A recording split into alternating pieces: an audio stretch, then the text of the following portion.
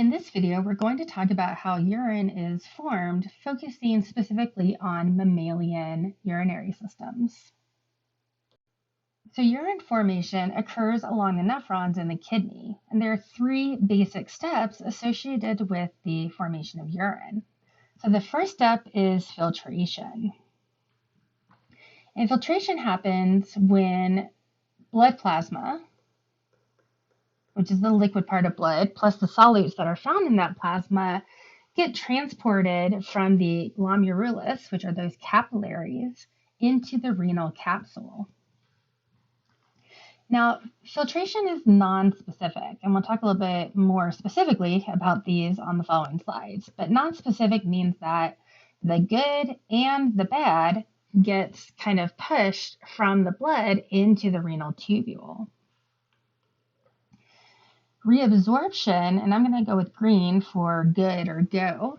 Reabsorption is where the cells in the kidney actually reclaim or take back the beneficial substances that it wants to keep in the body.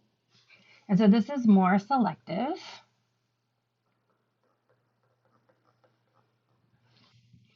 So things like water and other desirable materials are transported from the renal tubule back into the blood so that it stays in the body. Secretion, I'm going to underline in red because it has to do with the undesirable or the bad stuff that maybe didn't get filtered out of the blood during filtration that's still in the blood, but it needs to be excreted out of the body. And so the cells in the nephron are able to essentially transport those bad molecules out of the blood into the renal tubule so that it then leaves the body.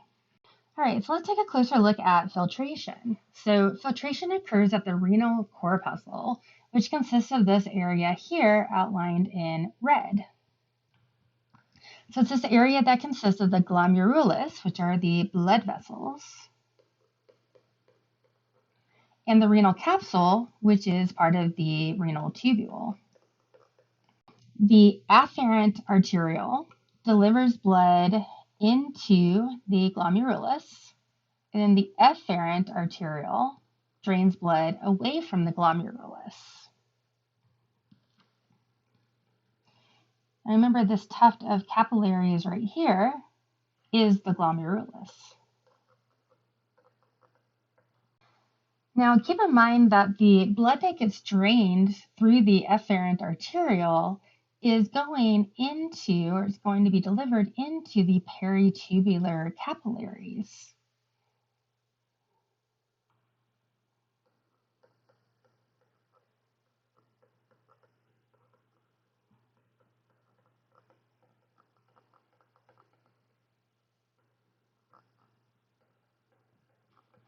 And the vasa recta, which are just a more specific type of peritubular capillary. So this is important because filtration and absorption and secretion, you can kind of think of it as a tug of war between the filtrate in the renal tubule and the blood. Now, the rate of filtration is controlled by blood pressure in the glomerulus. And this has to do with the vasodilation and vasoconstriction of the afferent and efferent arteriole. So essentially, if there is an increase of blood pressure in the glomerulus, there's going to be an increase of filtration. If there's a decrease of blood pressure in the glomerulus, there will be a decrease in filtration. And one physiological parameter known as the glomerular filtration rate, or the GFR, is just a measure of the amount of filtrate produced by both kidneys each minute. And this can be detected using a blood test to look at some of the different compounds that are excreted by the kidneys. So a blood test can essentially estimate the GFR. And during filtration, the water and molecules in the glomerulus are going to get pushed into that renal tubule.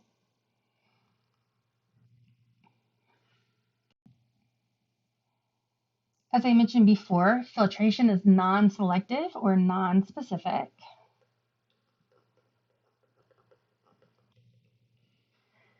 which means that essentially everything that is small enough to pass through the filtration membrane is going to get pushed from the blood into the renal tubule. So fluid includes water and then some small molecules. Now, there are some molecules that are too big. For example, proteins are often too big to get pushed into the renal tubule. This process of filtration forms a substance called filtrate.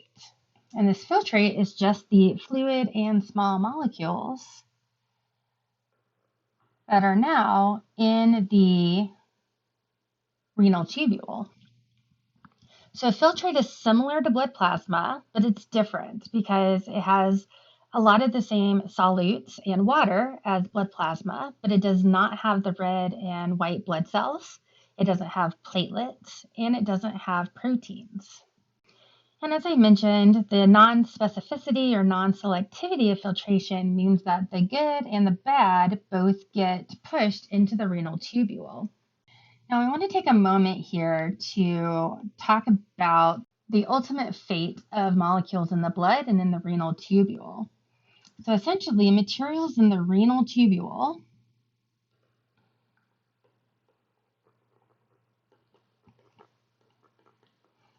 are going to be excreted.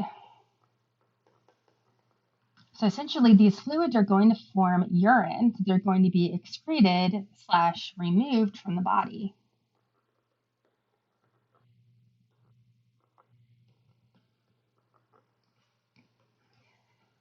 Now, molecules in the blood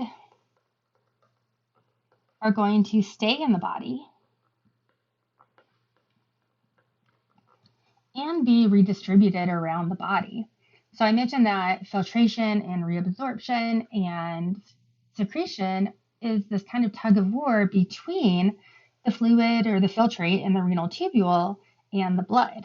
And so anything in the renal tubule will ultimately leave the body, but anything that's in the blood or gets pulled back into the blood is going to stay in the body. And you don't have to memorize the structures in these pictures here, but this is just kind of showing you the filtration membrane. And so there are these cells that kind of form this filtration membrane. There are these, the walls of the capillaries have these little holes in them to help with filtration as well. Reabsorption, I'm going to use green because reabsorption is essentially taking back the good stuff that accidentally got filtered out. So remember that in filtration, basically the good and the bad got pushed from the glomerulus into the renal tubule. So in reabsorption, what happens is that good stuff is going to get pulled back out of the renal tubule, and it's going to go into the bloodstream. So this picture actually doesn't really show it, but remember that you have these peritubular capillaries that are kind of surrounding this nephron. And so all of this good stuff that is getting reabsorbed is going to go into the blood so the body can keep it. Now this process is selective, meaning that due to facilitated and active transport, there are specific transport proteins that allow only the stuff that the body wants to keep to re-enter the bloodstream. And so these beneficial substances are going to get transported from the filtrate, which is that fluid in the renal tubule, and it's going to be returned to the blood. And that blood is in these peritubular capillaries.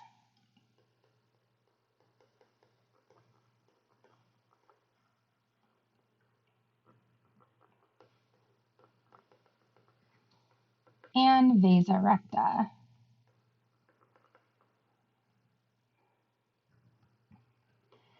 And some examples of these beneficial substances that are going to be reclaimed are things like sugars, like glucose, some ions, but not all, water, this is a big one here. So your body is constantly trying to basically keep water in the body. And things like amino acids, which we need to make proteins.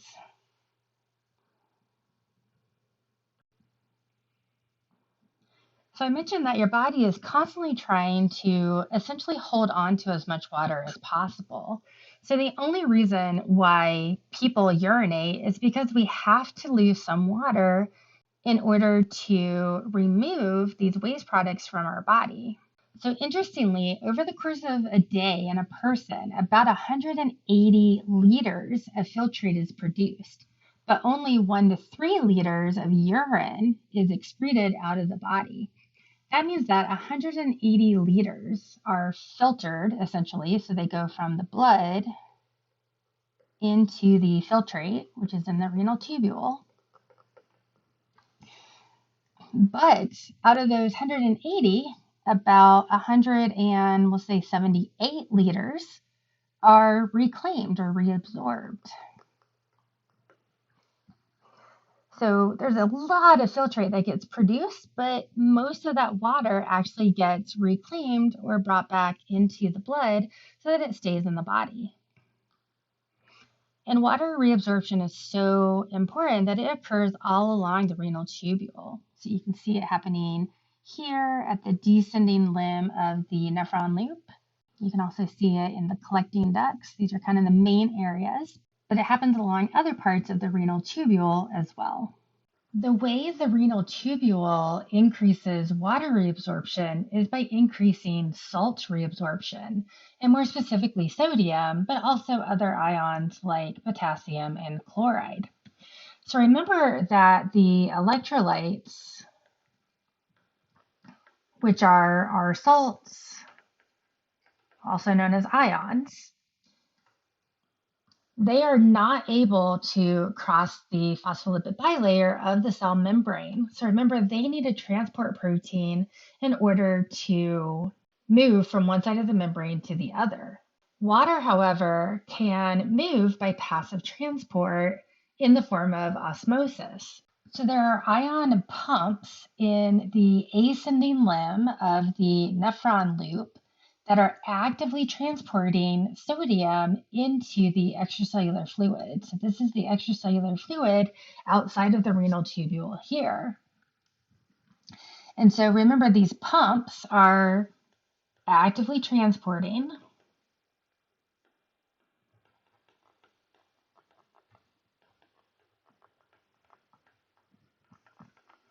and they're actively transporting these ions against their concentration gradient.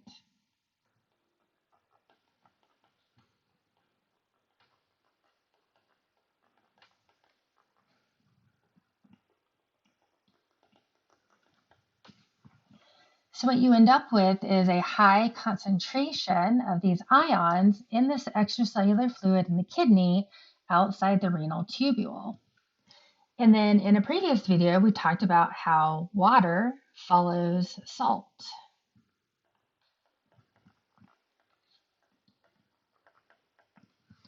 So the ions are actively transported into the extracellular fluid, and then water follows passively by osmosis.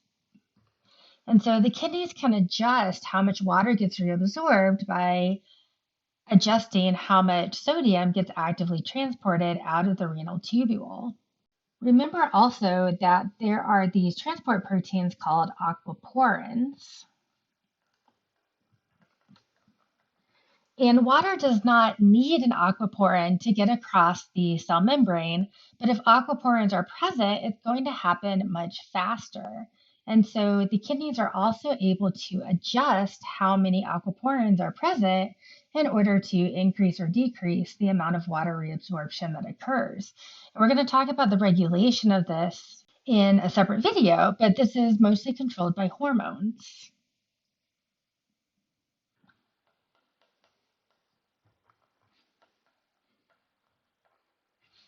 There are times when you need to maybe lose more water or less water. The reabsorption of water changes to either A, maintain the osmolarity of the body fluid, and this osmolarity is like that tonicity that we've talked about. So trying to keep our body fluids isotonic to our cells. The amount of water in our blood can also be adjusted to alter or maintain our blood pressure. But you're probably wondering, why do humans have to drink at all? You hear about people that maybe get lost in the desert and they end up dying due to dehydration. And that's because even though our kidneys are able to really hold on to a lot of water, we have to lose at least 500 milliliters, so that's half a liter, and that's just to get the waste products out of our body. So at minimum, and this of course is going to differ by person, but on average, a person has to have a minimum of half a liter of water each day, just as a transport mechanism to get waste products like urea out of the body. I want to take a moment to address a common kind of misunderstanding or misconception. So throughout the urinary system, we've been using this word reabsorption. So this is associated with the urinary/excretory systems, whereas absorption is associated with the digestive systems.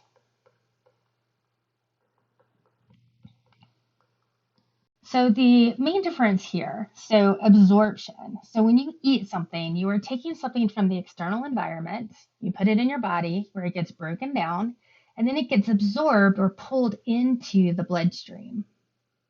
So that is the first time that that particular molecule has made it into your bloodstream. With reabsorption, what's happening is there were materials that were already in your bloodstream. They got pushed into the filtrate in the renal tubule, and then they get pulled back into the blood. So these are molecules that started out in your blood and then left your blood and then went back. So that's the difference between absorption and reabsorption. So if we look at water, for example, when you drink water, your digestive system absorbs it, and then your urinary system is going to filter it and then reabsorb it to bring it back into the bloodstream. Now, the third kind of phase or step of urine formation is secretion. And I'm going to use red here to indicate something that's bad or stop. And so secretion comes into play because not all of the bad materials originally get filtered. So remember, filtration is very non-selective, non-specific. So good and bad stuff gets filtered or pushed into the renal tubule, but some of that bad stuff might get left behind in the bloodstream. So in secretion, we have a selective transport of just the bad stuff, so just the waste products, and it's going to be transported from the blood in the peritubular capillaries. So these are the capillaries that are kind of going around the renal tubule here. And these waste products are going to get transported from the peritubular capillaries into the renal tubule.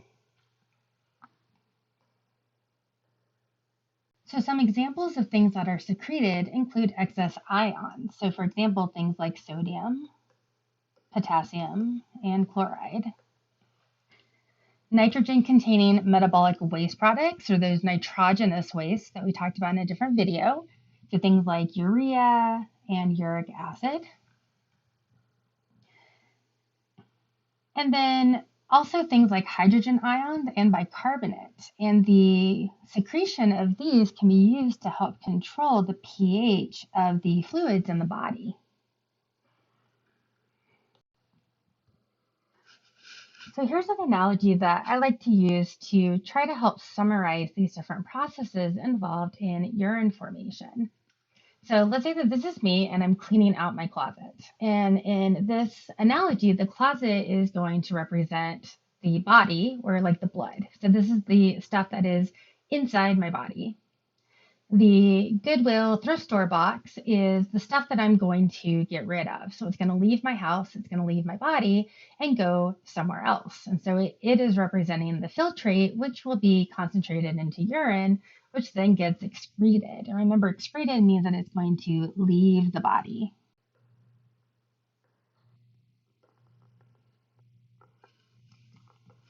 So the first thing I do is filtration. And so filtration, I'm going to take things from my closet and I'm going to put it in the Goodwill box.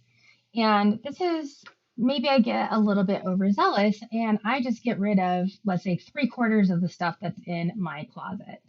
And so I fill it up with old shoes and stuffed animals and clothing and camping gear, et cetera, et cetera.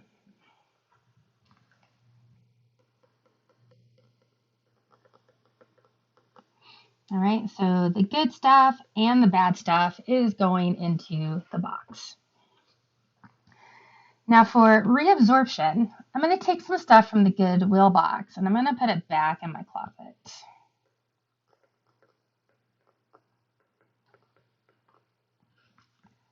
And this is the stuff that originally I was like, I don't need this. I should just get rid of it. But then let's say I find my favorite teddy bear from childhood and I'm like, I just can't get rid of my teddy bear. So I'm going to keep it. So I'm going to take it from the Goodwill box and put it back into my closet. And so after I do that, let's say I'm in my closet and there's some stuff that was left in my closet that I originally did not put in the Goodwill box. But now I'm thinking, you know what? I really don't need 3 pairs of black shoes. And so I'm going to take some more stuff from the closet that I wasn't originally filtered, and it's going to go into that Goodwill box. All right, so this is that back and forth or that tug of war. So filtration is going to push all the stuff into the renal tubule, or not all of it, but a lot of it. Reabsorption is going to take back some of the good stuff that the body actually wants to keep. And then secretion is getting rid of stuff that wasn't originally gotten rid of in the filtration process, but we know that we don't really need it in the body, so we're going to get rid of it.